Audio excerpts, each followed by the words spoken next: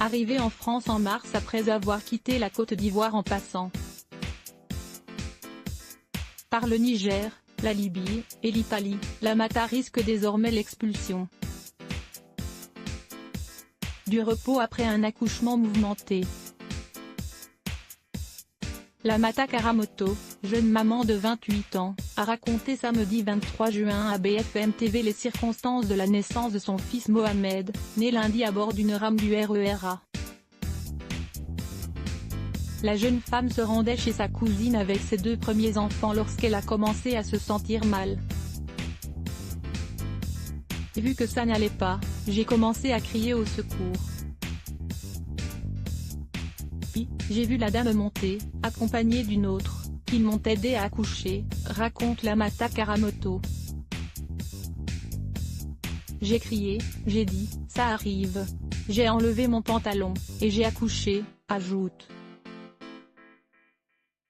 la jeune femme, qui précise ne pas se souvenir de la suite des événements. Arrivée en France après avoir traversé la Méditerranée depuis la Libye alors que les autres passagers avaient ignoré les plaintes de jeune maman, BFM TV a pu interviewer Eliane, une des 2 femmes à être venue en aide à la Mata Karamoto. Celle-ci indique que le jeune enfant est arrivé très vite, sans aucune complication. Une chance, car cette cadre commerciale dans une multinationale aurait de son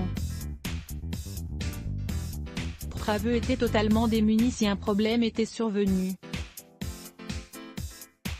Malgré ce dénouement heureux, la Mata Karamoto n'en a pas fini avec les complications.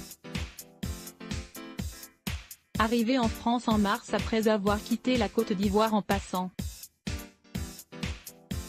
par le Niger, la Libye et l'Italie, la jeune femme risque l'expulsion. Elle espère que la naissance de son nouvel enfant pourra changer la donne, indique BFM TV.